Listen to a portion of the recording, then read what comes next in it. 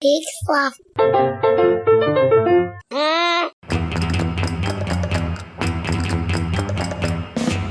Hello, world. It's Stephanie Cmar, and I am here to tell you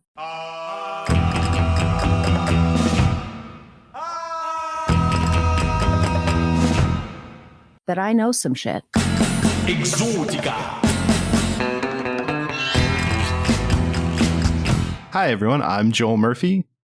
And I'm Stephanie Cmar. And this is Stephanie Knows Some Shit, where we talk about all of the things that Joel and I think I know about, which is very broad, but it's also awesome. So thank you for listening. And what are we going to talk about this week? So today is a fun topic. I just recently got a new tattoo. So I was like, you know what? There's a lot of questions that go along with tattoos. Little disclaimer, my mother, who I love more than anything, I'm 37 years old, but she scares the living daylights out of me. Mom, if you're listening now, just hang up. Just stop now, because there are things you don't know about the tattoos that I have. And, you know, I will never forget, Joel, before we even start, my mom had to drive me to work one day at number 9 Park. So I don't know where my car was or why I couldn't do it, whatever. And it is the dead of summer, and I have on like a parka, basically, because I had just gotten a tattoo on like my wrist or something like that. And she caught just the glimmer of it. And Joel, I kid you not, she pushed me out of the minivan. Oh, no. It was a Mercury Villager. She pushed me right out. She was not pleased.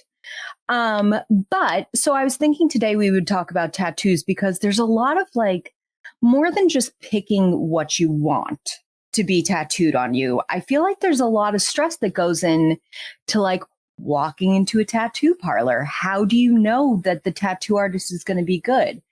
Are you comfortable? Like, I know a lot of people get sayings that mean so much to them, but you know, in a tattoo parlor, they can feel really cliche or soft, if you will. So I just wanted to like take away some of that, because I personally, I mean, I'm covered. Tattoos are one of those things that make me more comfortable in my skin. They also represent my love of color, my love of randomness. So I just wanted to talk about it today.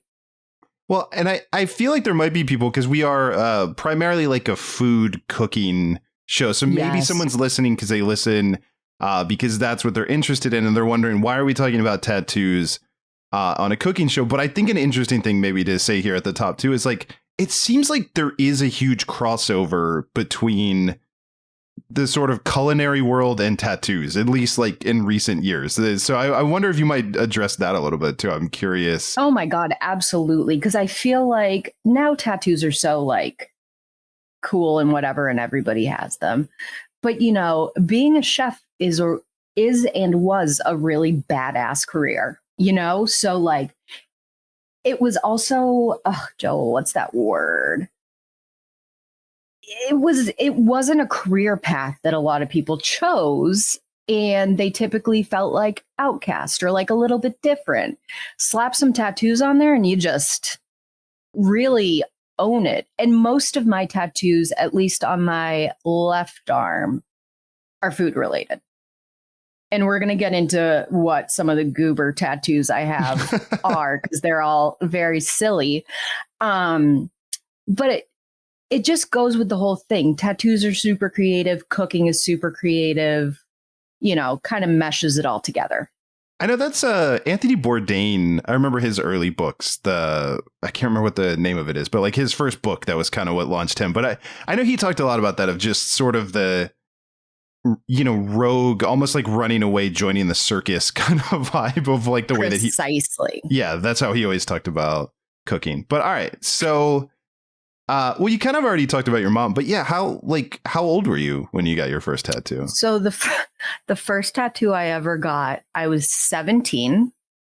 I was in the a cappella group in high school, and we had, I can't make any of this up, and we had a trip to New York to sing at Carnegie Hall. So me and this girl, Sam, I wonder how she's doing. Haven't seen her since high school. We were like walking through some part of New York. I still don't know anywhere in New York to save my life. And we saw a tattoo parlor and we were like, you want to go in? And I was like, more than anything. And so she and I both got tattoos. She got something related to music, and I got my grandmother's initials on my hip bone. This was also a time in my life where I really loved tanning. So I put like a little Band-Aid over this, like, it's probably an inch and a half, 2 inches tattoo. So I always had like a weird Band-Aid sunburn because I was orange. It was a thing. It was a whole thing. But yeah, I was 17. And you might be like, you have to be 18. I was in New York and nobody gave two shits. Yeah. Well, this is a bit of a side detour because it's a tattoo episode, but now I'm super curious about this. Your a cappella group. Was this like before Pitch Perfect? Because I feel like Pitch Perfect was before Pitch Perfect. Yeah, because remember, it kind of had that whole like, I don't know, cool reimagining of a cappella groups. So you had like the old school, not cool a cappella group. This was not cool. Just want to be clear on that. I mean, it was cool. Like, I really enjoyed it. In high school, Joel, I definitely beat to my own drum. So if something sounded fun, I did it. I mean, and acapella was one of those things. To be clear, I mean, I did musical theater in high school. Like, I did chorus in middle school. I'm definitely aligned with you. It was not, but I just wanted to be clear because I just thought that was an interesting thing when Pitch Perfect came along, because I was like, wait, it's making, because it did not feel glorified. Yeah, it did not feel cool to do that stuff in high school. I started singing in a cappella groups in grade school with Mr. Olson Petrowski and Mr. Shepard. It was like, I went to a weird grade school and you picked like superlative classes. Is that when you pick like extra classes, whatever? Yeah. So I enjoyed a cappella. We sang that song from not the Lion King, In the Jungle. It was beautiful. All right. So you got your grandmother's initials. Was that, do you think part of that was like, you knew your mom was going to be upset, so it was kind of I don't strategic? know if she's ever seen that one. So I chose that because my grandmother had passed away a couple years before, and it felt like a safe first tattoo. And I went back actually because it looks so little on my hip. I had them put 3 stars like around them. And I just remember the guy being like, do you want, the punk star that, you know what I'm talking about? And it's got the lines and everything. Yeah. He was like, what about this? And I was like, no, just regular old boring stars, please. Like, I do not regret that decision. But that was my first tattoo. And it was intimidating. But I lived through it. Was it complete spur of the moment, or was it like something you were thinking about? Spur of the moment. Okay, so it wasn't like on your radar of like, I'm going to get a tattoo eventually, and then it presented itself. It was just at that time, you're in New York, you and your friend, bam, it's happening. Bam. Okay, cool. Yeah. Just bam. Didn't really give it any thought. And then I was just like, this is the coolest thing ever. And that's what started the obsession. So how long between that and the second tattoo? Maybe a year. Oh my God, the second tattoo, Joel. So now fast forward, I'm 18 or 19, and my boyfriend Gus and I went to New York to visit his parents, I think, who had flown in from California. And I don't know how we ended up at tattoo parlor. He and I were we were wild. And so I look in a book and I'm like, oh, I think Janet Jackson has this tattoo on her wrist. So I was like, I'll get that one. It's just like squiggles, basically. Now, I have a big butt. Okay. It's a big butt. I like my butt, but it's a big butt. So I always describe it's like a postage stamp on a FedEx box. Like this tattoo, it's just... I feel like you're roasting yourself right now. Well, I know what it looks like. I mean, I never notice it, but I'm like, that is just not well. But like, it's my butt. Nobody sees it really, but like, I'm just going to, my dad's listening. I know my mom's already like stopped listening, but whatever. He doesn't have to hear that. But I know it just does not work. So that was my second tattoo. And then the third one, I was in Rhode Island and I got angel wings on my back, and I shit you not, I looked at them and I was like, these are not even. So a couple years later, I got more tattoo around that. And then I got cherries on my stomach, which is questionable. My father actually told me if I ever got fat, they would turn into apples. Thank you, Dad. Thank you, Dad. And then I just started, I went like balls to the wall. Tons of tattoos after that. And they're like, so what you've described so far is all kind of, were they like every tattoo you've gotten, have they all been spur of the moment? Like, are there any that have been planned out? No, as I've grown up, they've definitely gotten to be like more planned out, more thought out.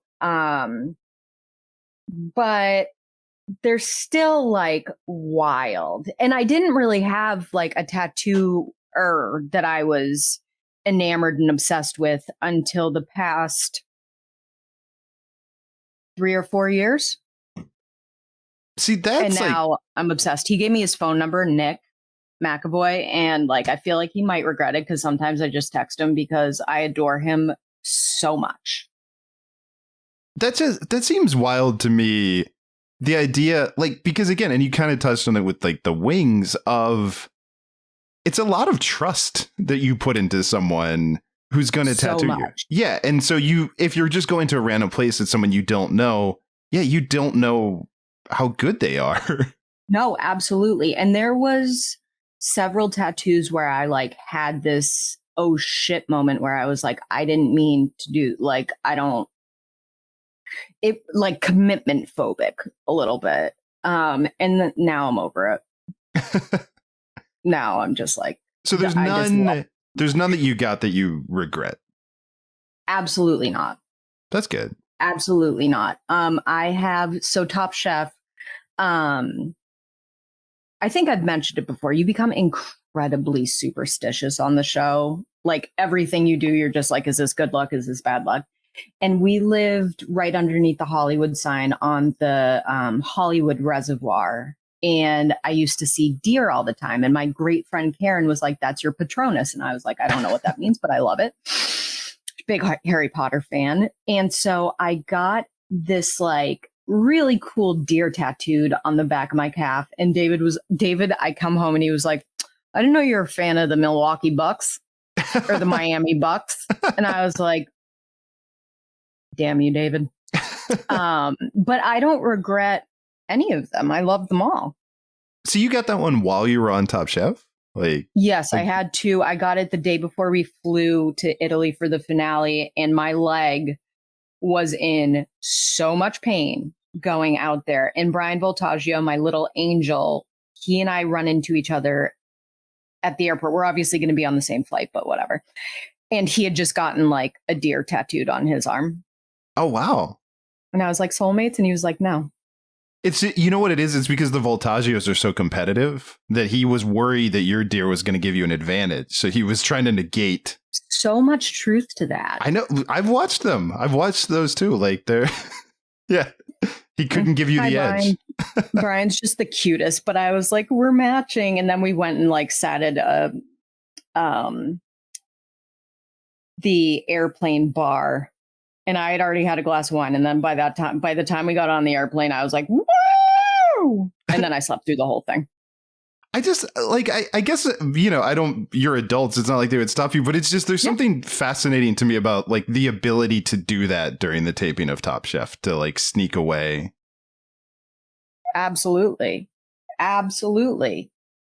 And actually Gregory had just gotten a chest piece or something on his arm. We only had like 11 days off between LA and Italy. And you all got tattooed. We all got tattoos. We were like, you know what? We've done something real crazy. Let's just get wild. I like it. Yeah. Yeah. So I thought that maybe we would talk about how to pick an artist. And I'm bringing this up because my best friend, Lindsay, who I talk about all the time, she and I really wanted to get tattoos. I've talked about how she was a big part of my sober story. And when I first got sober, Lindsay was always like, Lindsay and her mom, Leslie, were always like, just today. And I was like, okay, so we really wanted matching tattoos. And Nick couldn't see us for some reason, or he was too busy, or I didn't want to drive to Boston, one thing. So I went to him and I was like, tell me who in Portsmouth, New Hampshire you trust. And that's where we ended up going. And we both got, it's so funny because though the words are the same, mine's like in this like gothic-y text and Lindsay's a beautiful script and whatnot. But I always suggest just about it. Most people have tattoos now. And I think it's really important to look for those recommendations. You know what I mean? As cool as it was to be 17 walking into a place near NYU, you know, it is on your body forever. And I make light of it, but it's permanent. Yeah. You can get it removed, but it doesn't look that good. And I heard it hurts worse, and tattoos kind of hurt. Yeah, no, and that's, yeah, I feel like that is such an important, to find someone that you really trust and that you work with. And then you kind of know, especially, I mean, look, if anyone is doubting us, just do a quick Google search for like bad tattoos or tattoo fails. One of my favorite things to look at. I know, mine too. Like when it's like, and it's the ones where it's like supposed to be someone's face and then it's very much not the face. Melting like out of Play-Doh. Joel, do you have any tattoos? I don't actually have any tattoos. And it's really funny because like I'm not against it at all, but it's the exact thing that you just said of there's something about the permanent idea of it that I can never pick anything. You know what I mean? Like I've gone through and I have these like different ideas of one of the things that I've kind of wanted to do is do like the like, spiritual like monk, get a monk to tattoo you or something. Like I feel like if I get a tattoo, so cool. It's just like, you know what I mean? I think, and if I had gotten one when I was 18, it would have been Batman or something like that. Absolutely. And I'm like, I think if I get one, I just want it to be something meaningful, Yeah. And so that's where I think I always get stuck. Or, I don't know, I get it like a pizza slice or something. I don't know. We'll see. I had a friend, Patrick Steele, he was just a badass, and he had a pizza slice on his arm. I feel like that's a popular one. It was so cool. I've seen a lot of pizza slices. They're good. They're good ones. But yeah, I've seen. Yeah. David doesn't have any tattoos. My brother Wyatt doesn't have any tattoos. My late brother Colton had tattoos that perfectly described his personality. He had a tribal eagle, and he had a pocket watch, I want to say, or like something similar to that. But a lot of people that I know don't have tattoos. You know what I mean? For that exact reason. They're like, this is permanent. Yeah, and it's like Molly has a Jack Kerouac quote that's really cool. Yeah, like so she did well. Like she has a really meaningful to her, like cool, that's always going to work. So I think that's it. It's just like, coming up with something. I don't know. Yeah. Maybe if listeners have ideas, I don't know if you guys know me well enough yet, but if anyone thinks, you guys suggest something super cool, I'll get it tattooed on me for sure. Maybe this is a terrible idea, and I shouldn't say this on the show. This is a brilliant idea. But I'm like, I'm like, we should create some benchmark to get like Stephanie knows some shit. Like if we're number one in like Apple Podcasts, we'll both get tattoos. Or so that's a terrible idea. Done. But it can't say the word shit because I feel like I'll regret that later. But we will. If you've got a brilliant idea, shoot us a sketch because I got plenty of skin. I love it. Do you? I'm curious now too, because you've sort of talked about at some point did like a theme develop, or is yes. Yeah. So you started to kind of create an aesthetic, or yeah. So on my left arm, I waited until I got married because again, my mom's very conservative. Her famous quote is, "God didn't give you skin to draw on," if you will. So I waited to get. Maybe God did. I know. Do you know how scary that is hearing that? I was like, oh my God. But I waited to get any arm tattoos done. I had like Kristen and I have a matching spoon tattoo on our arm. I'm trying to think if I don't know, whatever I did. I just didn't have like a half sleeve. And so I got married, and then the next month I was like, let's go. Let's go. So the first tattoo, one of my favorite foods in the entire world are crab rangoon, specifically cold. Oh, like I like them cold and congealed. Weird. Interesting. Yeah. Yeah. So I have, it's a crab. Okay. And I'm showing Joel right now so everybody can see. It's a crab, but the body is a crab rangoon. So I got that tattooed on me and I was like, this is awesome. But it almost looked like a stamp. Like there was no continuity. It just was like, bam, there it was. So I was like, all right, let's pick something. So the next tattoo I got is a salmon, and his body's cut into little sushi rolls. And then I have my late dog Lucy, who I love more than anything. She's falling out of a burrito. And then I have a skull with spaghetti and meatballs coming out of it. And then I have a cracked egg with a butterfly coming out of that. And then I have grapes, bunch of flowers. And recently I got a fruit salad spider on the crook of my arm. And then the other day I got octomuffin, which is an octopus hugging a muffin. So it's, from what I can tell from what you're describing, all the tattoos are sort of a hybrid of some sort of living creature and food. Exactly. Okay. I like it. Exactly. And I love them so much. I love them so much. And then on my other arm, I just have black and white flowers. I don't really know about them. They have no real significance. I just did that. But one of the most meaningful tattoos I have is I used to have this donut pop-up. And my little brother Wyatt used to come on the mega bus. He would leave Manhattan. He lived in New York. At midnight, he'd get into Boston at 4 a.m., come to my apartment in the North End, take a quick nap, and then he would help me make the donuts for the first couple weeks.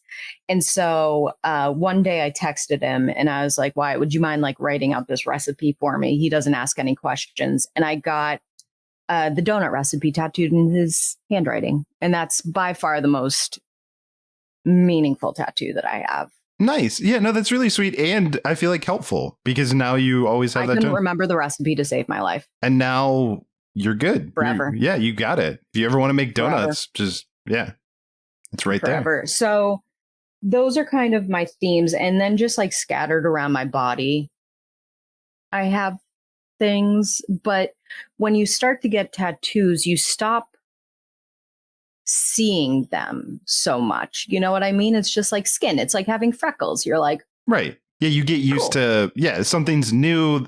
You notice it because it's new, but at some point it just blends into. Exactly. Yeah. Exactly. Do you know how many you have total? Or probably 30, 35, 40. Nice. And it's like quite a bit. Both sleeves and then sort of random. Both sleeves, parts of my legs, my torso's really tattooed, my back's really tattooed, and my ribs. And then my little butt tattoo. The ribs feel like they would hurt. Is that what hurt? Like, Can't I feel even like talk about it. The stomach. Yeah.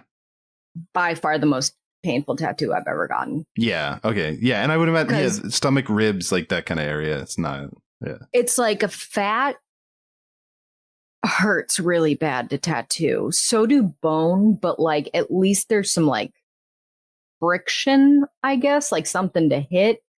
The stomach, oh my God, it hurts so bad. Yeah, I've heard like hands and feet hurt a lot too. I wouldn't get my feet tattooed. Yeah. I like just emotionally can't even go there. Like that sounds horrible to me. It sounds painful. I don't like feet. Who does? Nobody likes feet. Yeah, you know what I mean? Yeah. And your shoes rub against them. So, which sounds so weird, but they'll fade. Well, and the healing sounds terrible because of that, because you have to wear shoes. Yeah. It's no good. I do want hand tattoos, but I think I'll wait until I'm like in my 60s because I wash my hands a lot. Yeah. Do a lot with my hands. Yeah, I mean you're cooking. So that's you need hands. Yeah, exactly. Yeah. Exactly. That's on my list. How many times has this happened to you? I just want to listen to a podcast. I can't choose from all these complicated structures and setups. You want to listen, not think. That's why there's Hobo Radio. You'll feel like the smartest guy in the room in a room by yourself. This doesn't take any intellectual thinking at all. Thanks, Hobo Radio. Hobo Radio, a weekly podcast on the Peak Sloth Podcast Network. So how much now, like you said, you found a tattoo artist that you work with that you really like. Yes. How much of it now is sort of done in advance? Are you pitching him ideas and he's coming up with sketches, or is it still sort of you show up on the day? Okay, I'd love to explain the story of Nick and I. So I go to a place in Boston on Comm Ave called Good Faith Tattoo. It's owned by this guy, Chris, and he's never tattooed me, but he's just one of those guys who's got like such a cool aura. You're just like, oh, he's cool. When I was there the other week, I was like, this guy irons his clothes every time he puts them on. Like he's just, which to me is like the ultimate. I just found that we had an iron because I took up sewing the other day. Nice. Like I didn't even know we had an iron. But he's super cool. And so there was another guy that was there that had done a couple tattoos on me. He left, but there was always this guy at the front desk, another tattooer, and he came off as such a dick. He was just like a grouchy, scary looking dude. Turns out to be Nick, my tattoo soulmate. And he did the crab rangoon tattoo. He also did a really beautiful tribute, very small tattoo to my brother Colton. And we just vibe. He might argue. Actually, when I was there, so I can post a picture, I made him take a picture with me. And he was like, I tried to smile, and he is not smiling. He's not smiling. But so what I do is I get an idea. So the next tattoo that I want to do is a bouquet of herbs and mushrooms with a snake tying around it. Nice. Yeah, I used to have a pet snake named Neil. After Neil Armstrong, I was obsessed with space. Is there a connection between it being a snake and named Neil Armstrong? Or? No, because then my mom was scared of the snake and she gave it back to the pet store and she bought me an iguana, Neil the second. Whatever. But I'll text him and I'll be like, what do you think about this? And then he takes it super seriously and he mocks them all up and I don't see them until I get there. Oh, okay. So you give him a heads up, but then you're trusting him to come up with the design. Yeah. He's so creative and he knows what I'll like, what I won't like. But I think that's sort of like the fun. And again, I'm like spontaneous and whatnot. But I don't want to see it because I don't want to become obsessed with it. Like I just slap it on my body. Pretty easy. Yeah. Yeah. Do you ever like change it on the day that you get there? Like, do you ever see the design that he comes up with and tweak it, or Nope. You're just good. I've never. No.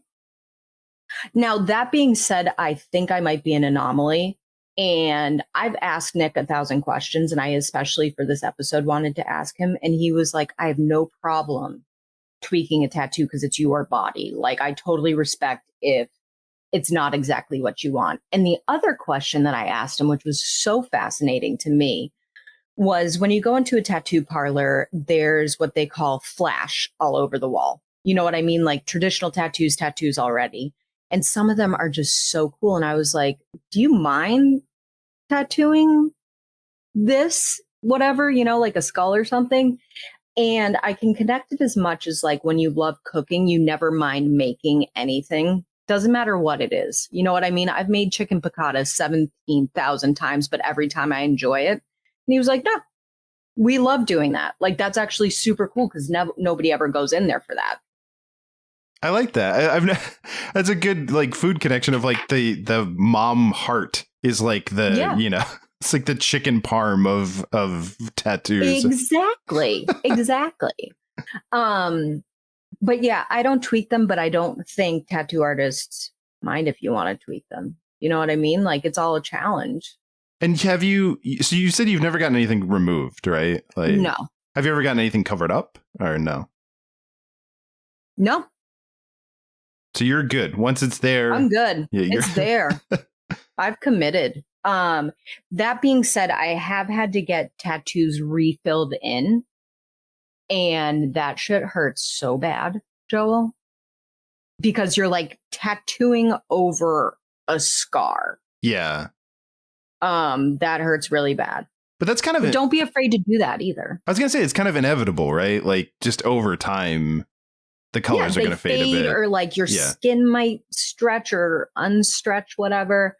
Yeah, but I've heard that getting tattoos removed hurts really bad. So do put like a really good amount of thought into it. Do you ever like have any thoughts? Like, do you like, because I feel like this is a question. This is not really my question, but I feel like it's a question that people have of like, I don't know. Are you worried that you're going to regret your tattoos in the future? Or like, you know, any thought of like, because you kind of mentioned it of like getting tattoos when you're 60. I feel like that's a thing people always say of like, what about when you're 70? You know, like. You know, I think that it's a personality thing. Are you a person that regrets making decisions? There's nothing wrong with that.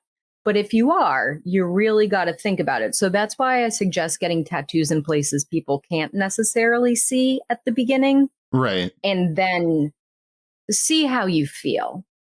I don't know if you're like this, but because I always hear those kind of conversations and then I think about it and I imagine some future old folks home of our generation that's, you know, where it's like Metallica and, you know, it's being played, you know, we're all going to be so badass. There's going to be a bunch of like 20-year-old, you know, like nurses rolling their eyes at all of us listening to our like alternative like 90s music and, you know, all the tattoos and. Exactly. And you know what's interesting is I see a lot of like 20 to 25-year-olds at the grocery store and stuff. That's literally like one of the only places I go to before you roll your eyes. So, but their style of tattoos is so different than my generation, which is like 10, 15 years older. You know, now they're very delicate. They're very minimalist and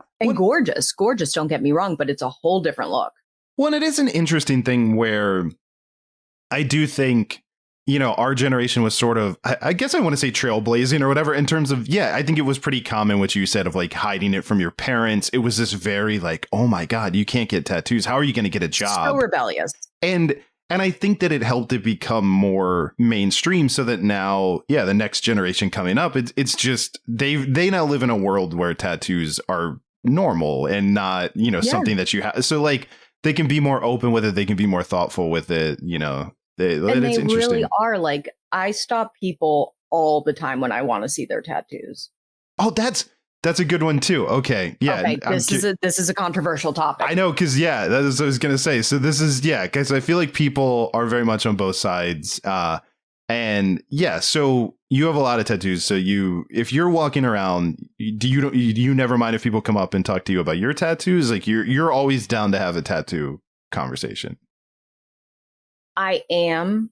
And I think that there's something forgiving and friendly when you are also covered in tattoos. But I do know a girl specifically that I shouldn't name. She's not even a friend of mine. She's gorgeous.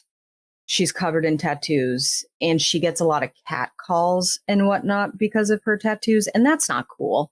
Yeah, I think that's cool. Yeah, I think there are definitely like a subsection of guys that use it as an excuse to hit on a woman, you know, where they'll just kind of come up and And also don't be that guy or girl. And also don't touch someone with tattoo. Don't touch anyone ever. If I can put that out there. But like, I know people do that too, of like, they'll be like, oh, I want to see that. Or like, you know, and then they'll touch your arm or whatever. It feels like skin, everybody. Like, sorry to rain on that parade. Yeah. But I always do it in what I consider to be a very respectful way. Like, I was in the seafood department literally 2 hours ago, and there was a guy we had really similar tattoos. And I was just like, can I see this one on your forearm? And, you know, there's like a sense of pride because it's cool. It's very cool. But I wouldn't be like, this guy wasn't very good looking, but I wouldn't like, you're a fucking babe. Can I hold your arm tattoo? You know what I mean? So be respectful. But be respectful when you're trying to pick someone up. If you're trying to pick someone up in the frozen food section. I was not trying to pick this dude up. I literally just wanted to see it. Yeah. But yeah, and then what kind of are there like standard questions that you get? I feel like there's, you know, people always ask if it hurts, right? I feel like that's probably a standard. People always ask. Yes, it does hurt. Yeah. Are there what else do you? Bad. Yeah. Are there standard questions that you maybe we can clear those up now? Is it going to fade? You know, I've got really colorful tattoos and I wear SPF 65 because the more sun you get, the more fading that happens, the more it goes. But does it hurt is by far the most popular question. And is it the worst pain? No. But is it super painful? Yes. So if you do not have a pain tolerance, it's going to hurt really bad. And like, they call it, what's this one called? Like the grandfather spot, which is right under, it's like kind of in my elbow, but kind of on my forearm. That one did not hurt, but the octomuffin killed. And that's on my, what do you call this part of my skin? Forearmy thing? Yeah. We'll go with that. Yeah. It hurts so bad. We have a bone right there. Yeah. Yeah. Yes. And I felt it. Yeah. So yeah, they hurt and there's nothing you can do about it. How much, like, how's the recovery? I feel like that's to me the more, because I think I kind of conceptually get like the pain of getting it, but then you have it and you have to like treat it and keep it wrapped in cellophane. So you leave the tattoo place and they've wrapped you with a little bit of plastic wrap and like brightly colored gauze stuff. You go home, you wash it with some like unscented soap. And then the best way I've learned to help heal is you put on a very, very thin layer of Aquaphor. Like, I don't know if it's changed, but I hear tattoo artists being like way more emphatic about this. Just enough so like it's moisturized, but not enough to like stain your clothes. And like this one's peeling now, but they heal. I got this a week ago yesterday, and it's like pretty good. It's pretty good. There's some parts that are definitely like scabbier than others, but it doesn't look frightening. That's good. It looks normal. Yeah. Like you can see it. It looks perfectly fine.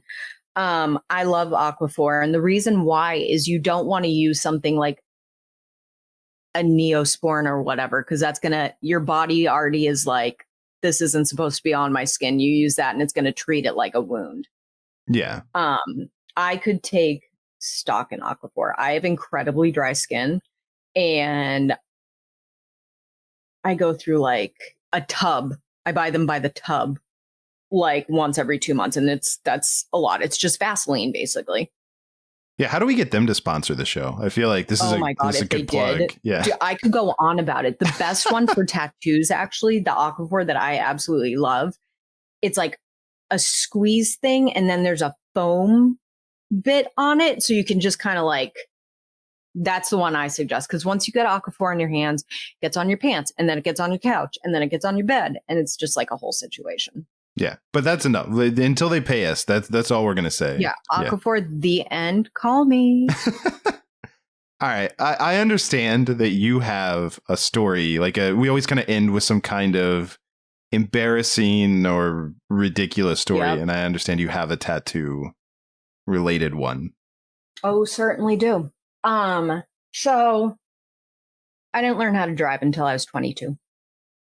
And I was also very scared of my pediatrician who I saw until I was 23. And so even recently, I made my mom go to the doctors and sit in the doctor's office with me. I was like, I can't handle this. They just make me nervous. So I'm like, Mom, we're going to call him Dr. L. I'm like, you have to come in the room with me. She's like, yep. She already knew, this is her pride and joy. So I get into the doctor's office, and you know how they lift your shirt to listen to your heartbeat or whatever it is? Yeah. So Dr. L lifts my shirt and he goes, ooh, what are these? And my mom goes, what are they? And I was like, freckles. And I ran away. I literally ran away. I was like, it was the beginning of the end of my mom's patience for my creative outlooks. Was that the stars? Like, what was that? Wasn't the cherries yet? Nope, that was the angel wings. Oh, the angel wings. Okay. Yeah. Which you wouldn't see now. Okay. We'll post some pictures of the tattoos that I have. But it's like in a whole thing now. You have to look. Okay. But I think they're cool. Yeah. No, I mean, but yeah, so that was when your mom at that point had no idea. None. That you had tattoos. That was how she found out. That was the first time. And again, I'm like old, so I shouldn't be so scared of her. But if you knew her, all you would try to do is spend your life pleasing her because she's a wonderful woman. And then you do something like a tattoo. My dad told me yesterday, we went and saw my great friend Molly play football. And I said something about the tattoo. And my dad doesn't love them, but he's still trying to be like cool, Yeah. So he tolerates them. And I was like, what did Mama think about my tattoos? And he was like, no, Stephanie, I wish you had given me like a little heads up because I got to listen to her just like banging around upstairs after I posted a picture. Oh, no. And I was like, oopsie. That's interesting that she's holding on to it, that like Forever. there isn't a point, because I remember that my brother has tattoos and my mom was not happy when he got his first tattoo. But then I think she gave in at some point. So it's interesting that your mom is. Yeah, she's holding on to it. I kind of respect that. For the rest of it. No. When Joyce doesn't like something, she will never like it. She's cool. She's just, no, thank you. Nope. But yeah, I don't know. Like, I respect the tenacity, I think. Tenacity is a good word. All right. Well, before we go, I wanted to share, we've been throughout the weeks recently, and we just want to say we appreciate all of the feedback we've been getting. It's been very lovely to see everything. Been getting a lot of really wonderful reviews. One of the things that really helps the show is if you give it a 5-star review, if you give it a rating on Apple. For some reason, Spotify doesn't let you give a review, which is weird, and I don't know why they do that. But you can do one on Apple. We've been asking people to share food, like either meals that they've eaten or enjoyed recently, and people have been doing that, and we really love reading them. So I wanted to share one that we got recently with you. So this one is from EC Had, and it says summertime meal or app. And it says, recently discovered a childhood favorite, and it's perfect for my upcoming summer gatherings. Fruit salsa with cinnamon sugar chips. The chips are flour tortillas baked with butter and cinnamon sugar, sliced with a pizza cutter. The salsa is any combination of apples, strawberries, kiwi, oranges, and some brown sugar.